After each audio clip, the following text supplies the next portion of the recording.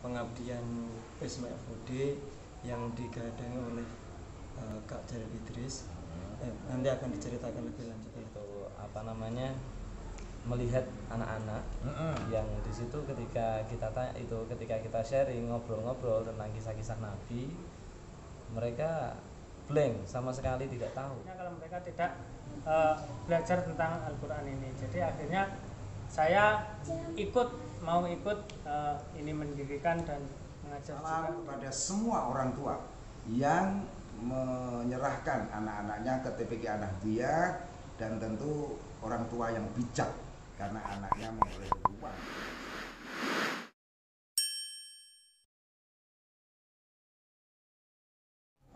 Allahumma sholli ala sayyidina Muhammadin tibbil qulubi wa dawaiha wa afiyatil amdani wa shifaiha wa nuril absari wa diyaiha wa ala alihi wa sahbihi wa sallim. Allahumma sholli ala sayyidina Muhammadin tibbil qulubi wa dawaiha wa afiyatin abdani wa shifaiha wa nuril absari wa diyaiha wa ala alihi wa sahbihi wa sallim. Allahumma sholli ala sayyidina Muhammadin tibbil qulubi wa dawaiha wa afiyatin abdani wa shifaiha wa nuril absari wa diyaiha wa ala alihi wa sahbihi wa sallim. Assalamualaikum warahmatullahi wabarakatuh.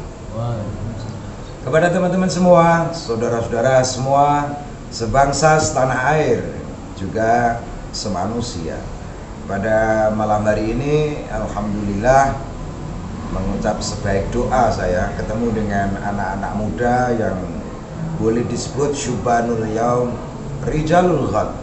Pemuda hari ini adalah pemimpin-pemimpin pada masa yang akan datang. Hal ini saya sukai karena Kanjeng Nabi Muhammad SAW sendiri dalam strategi dakwahnya yang direkrut adalah anak-anak muda. Maka Sayyidina Ali karramallahu wajhah menyatakan antara hubungan anak muda dengan orang tua bagai busur yang melepaskan anak panah. Busur itu wujudnya bengkok, juga bagi orang tua yang tubuhnya semakin bengkok, tetapi akan melepaskan anak panah yang lurus ke masa depan, dan masa depan itu akan dihuni oleh anak-anak muda seperti ini.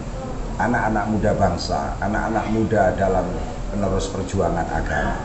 Maka dengan modal yang dimiliki, yakni ujung hatinya ada cinta, itu cukup kiranya untuk kita jadikan suatu harapan Indonesia ke depan dihuni oleh anak-anak ini dengan damai, dengan rukun, sukses, dan penuh dengan karya tanpa meninggalkan aspek kekuatan agama. Kepada teman-teman semua, ini saya akan jadikan inspirasi ini bagi pemuda di seluruh Indonesia. Ini namanya tadi Aji, kalau ini dari Prodadi tapi menjadi mahasiswa di IAIN Surakarta. Ini Jarir. Jarir. Ya, ini Jarir Idris, keponakan Gus Halim dari Al Muhammad Cepu ini. Jadi Ma'amu itu adiknya Umi. Ngono. Adiknya Bunyai Masti Asara. Oh, bapaknya adiknya Bunyai Masti Asara. Ya, kerabat Gus Halim Cepu. Ya, sana. Terus ini namanya Mas Didi Mas Didi asli Wonogiri. Oh, Wonogiri, juga mahasiswa yang sama. Yang saya jadikan inspirasi adalah mahasiswa ini tentu juga dituntut satu pengabdian ya. Tridharma perguruan tinggi kan seperti itu. Aspek yang ketiga. Apa lora? Siji apa? Pendidikan. Kedua, penelitian. Yang ketiga, pengabdian. Ini yang kita close adalah pengabdian masyarakat. Di mana anak-anak muda mahasiswa IAIN Surakarta ini mendirikan atau membantu adanya TPQ An-Nahdiyah Tojayan Kecamatan Kartosuro. Dan tentu saya ingin tanya ini dek, kamu kan nanti kalau kembali ke masyarakat tentu tidak asing ya, karena di sana telah digojlok oleh pengalaman bermasyarakat, ya kan? Dan saya mendoakan Anda semua ini ilmunya manfaat, ya juga berkah bagi dirimu, keluargamu, juga bangsa dan agamamu. Ceritanya piye kuwi TPQ An-Nahdiyah ini? TPQ An-Nahdiyah ini dimulai dari pengabdian Wisma FUD yang digadangi oleh Kak Jarir Idris. Nanti akan diceritakan lebih lanjut oleh Kak Jarir Idris. Untuk pendirian TPQ ini baru berjalan sekitar 3 minggu, tetapi untuk inisiasi pendiriannya sudah dari dulu, karena kita mulai dari semenjak adanya virus corona. Kita mengajar pada maghrib dan pada subuh kepada anak-anak, tetapi seiring berkembangnya waktu karena sekolah juga tutup, kita berinisiatif untuk mendirikan sebuah lembaga pendidikan, yakni Taman Pendidikan Al-Quran. Salah satu tujuannya untuk mengurangi buta Al-Quran kepada anak-anak, juga menanamkan aswaja kepada anak-anak supaya tidak terjerumus kepada hal yang negatif. Itu tentu juga menjadi pengalian bagi anak-anak yang stay home sekarang ini, larut di dalam game ini. Coba itu kalau diterus-teruskan menurut penelitian di Amerika sudah itu marai bocah ini lolak-lolok, bahasa Inggrisnya this is man of pekok, ya, dan mereka tidak tahu tentang sosial, ya, jadi egois karena dia tidak bisa berinteraksi. Ini teman-teman bagus ini teman-teman. Ini sebagai studi di tengah kata psikolog, pandemi ini menghasilkan penyakit pandemi kesepian. Apa? Jenenge sindrom kesepian. Gimana jika menurutmu kisah semula dan sekarang berapa anggotanya TPQ itu? 60. Wah, kalau semua anak muda bergerak kayak kamu ya selesai Indonesia. Dek Idris. Jadi awal inisiasi pendirian itu ketika itu melihat anak-anak yang di situ ketika kita sharing, ngobrol-ngobrol tentang kisah-kisah Nabi, mereka blank, sama sekali tidak tahu. Habis itu di situ muncul rasa gelisah ataupun tidak nyaman dari dalam diri beberapa rekan-rekan di sini juga. Akhirnya dibentuklah kolektif. Tapi dalam artian kita ketika mengabdi kepada masyarakat itu harus totalitas, baik itu dari mulai waktu, habis itu pikiran, habis itu tenaga, bahkan sampai harta pun kalau perlu kita berikan kayak gitu ya. Iya, karena posisinya dulu itu ketika dari desa sana itu Masya Allah, jadi ketika sholat apa segala macam kayak gitu, itu ketika kegiatan rutinitas ibadah hanya ada segelintir anak muda. Dan tapi kalau sekarang sih alhamdulillah sudah mulai agak banyak, dan insya Allah mudah-mudahan bisa istiqomah kayak gitu. Ya. Di tengah ini musim pandemi ini orang kan ubah-ubah deh. di rumah juga mengalami kejenuhan, juga kesumpekan. Terus dukungan dari masyarakat bagaimana? Dukungan dari masyarakat awalnya itu masyarakat itu menolak. Kenapa? Karena posisinya itu desa itu kulturnya itu dikatakan desa sudah lewat, dikatakan kota belum sampai. Jadi desanya nanggung. Habis itu mata pencaharian di sana kan rata-rata kantoran. Dan kantor itu kan hubungannya sama struktural dan juga pemerintahan. Sehingga ketika ketika ada instruksi suruh social distancing dan segala macam kayak gitu itu protektif sekali. Tapi ya alhamdulillah ketika kita sama-sama kami ini sama-sama Share.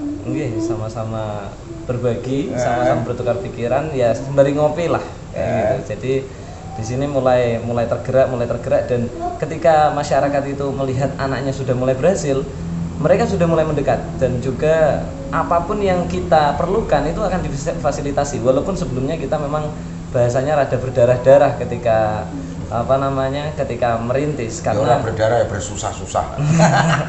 Iya, jadi posisinya kan saking susahnya karena kita juga tekanan psikis di mana di satu sisi anak-anak juga kecanduan gadget yang disampaikan tadi dan juga pengalihannya itu butuh proses. Karena perubahan itu tidak akan datang secara langsung, tapi perubahan itu akan datang ketika hal kecil itu senantiasa dibiasakan. Resobim salabim. Dan tentu gini dek, Mbah Hasyim Asy'ari ya, Allah yarham, itu mengubah tubuh ireng cukir itu kan dulu juga sarangnya Molimo karena wilayah pabrik tebu ya. Lah kuwi sing diopeni anak-anake. Bukan menembus orang tuanya yang masih kategori dalam tanda petik Molimo ya, tapi diopeni putrane. Lah putrane bareng khataman mereka juga hadir. Dan ketika orang tuanya sudah tiada, anak-anak ini sudah ganti peradaban. Dan sampai sekarang seluruh cukir menjadi pesantren. Ya, saya berdoa seperti itu tindakanmu ini. Artinya ini juga studi komparatif bagi dirimu dalam menerapkan aplikasi di masyarakat nanti. Ya alhamdulillah dapat dukungan ya akhirnya ya. Akhirnya dapat dukungan dan apapun yang kita butuhkan ketika kita bicara saja dan mereka yang akan mencarikan. Tapi ya awalnya kita yang berjuang. Tapi ketika orang tua sudah melihat hasil daripada anaknya itu ketika dididik agama itu seperti apa, otomatis akan merasa jatuh hati lah. Iya. Gitu kan, sing diupani anake wong tuane jatuh hati. Nah sing diumati umate Kanjeng Nabi itu berkenan. Sing diumati kawulane Allah ridho. Gitu kan? Nah, mula kowe seneng di bojo, openano bojomu, engko mertuamu seneng gitu. Gitu rumusnya cinta memang. Dan ini dalam pembantu TPG ini apa kan? Ya, awalnya dulu itu sebenarnya sama Kak Jarir ini saya hanya teman diskusi. Jadi dulu itu kita saling bertukar ya membicarakan tentang permasalahan-permasalahan kampus. Kemudian Mas Jarir ini kan punya inisiatif mendirikan TPG. Awalnya saya itu diajak gabung, saya belum mau karena ya wajarlah anak muda pengennya kita main, kita cari uang itu bebas ya. Akhirnya setelah kita diskusikan generasi muda mana lagi kalau tidak kita yang ini membangkitkan membangun kesadaran anak-anak untuk belajar agama. Karena katanya Kak Jarir saya ini punya potensi karena kan katanya saya juga bisa mengajar ngaji. Kuwi padune ngalem kowe gelem. Setiap orang punya potensi. Terus akhirnya lama-kelamaan karena kayak saya juga melihat anak-anak nanti kalau seperti ini terus ke depannya mau bagaimana dengan generasi selanjutnya kalau mereka tidak belajar tentang Al-Quran ini. Jadi akhirnya saya mau ikut ini mendirikan dan mengajar juga di TPG. Kategorinya ya Dek, relawan. Iya. Kalau boleh disebut ya. Iya. Wow. Tepuk tangan ini. Wilayahmu ini soalnya. Ya, piye Dek saiki kesan dirimu selama kumpul kangkang ini yang indah ini. Senengnya piye perasaanmu? Sangat belajar agama Islam. Ya, terus ya ada apa ya, seduluran, solidaritas. Nah, bagus. Kalau kamu? Seneng. Seneng juga. Seneng kan ya ono alasane apa nih? Sing mbok rasake. Bisa belajar agama lebih dalam lagi. Nah, dan kampung itu menjadi anu ya, makmur gitu ya. Wow. Terus kamu? Enggak apa-apa sih aja, seneng ya? Senengnya piye?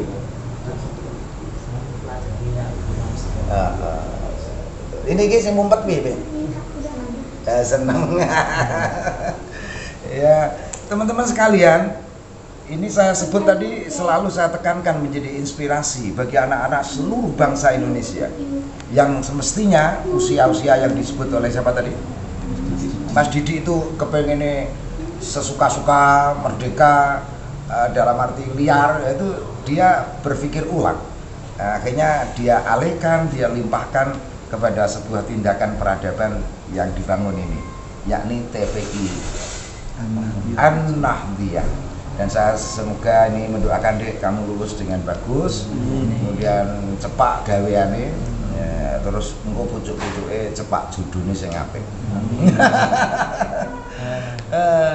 Kemudian ekstra di kampus ikut apa? Saya ikut keluarga mahasiswa Nahdlatul Ulama. Terus kamu Ikut gerakan mahasiswa Islam di Indonesia. apa BMI ya kamu? Saya pasif di kampus karena saya aktifnya di kerja. Oh kerja ya. Nanti sepulang di Wonogiri bagus loh kalau kamu itu bisa menciptakan ini kemudian dibawa pulang.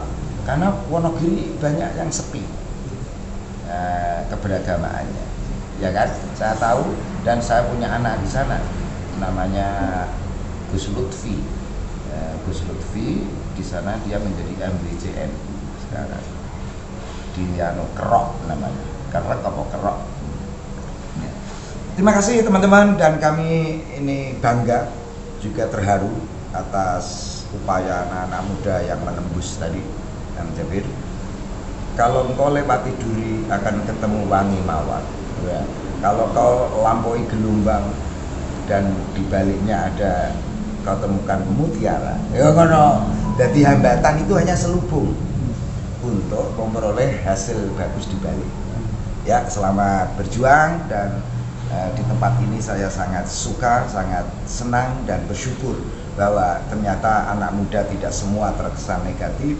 Justru anak muda dengan demo, wah ini demo yang bagus ini deh, menciptakan kelembagaan di masyarakat berguna, dan inilah kalau ini serentak di seluruh Indonesia, Indonesia tetap jempol dan tetap menjadi negara yang adil. Ya, terima kasih, yuk semangat semua.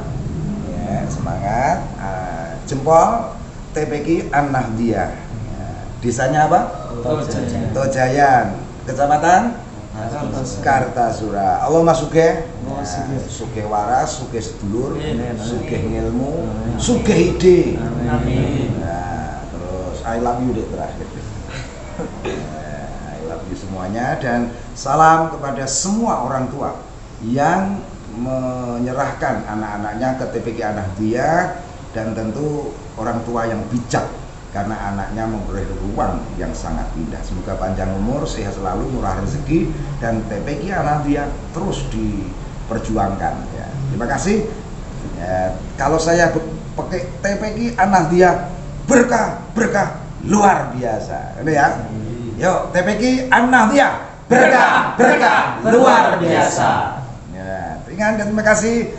Silakan like, comment, share, dan subscribe ke Kiai Budi Channel untuk melihat mozaik peradaban Nusantara yang adiluhung atau indah, sebagaimana TPI An-Nahdiyah yang digerakkan oleh anak-anak mahasiswa ini, anak-anak muda. Sekian, wallahul muwaffiq ila aqwamit thoriq. Assalamualaikum warahmatullahi wabarakatuh.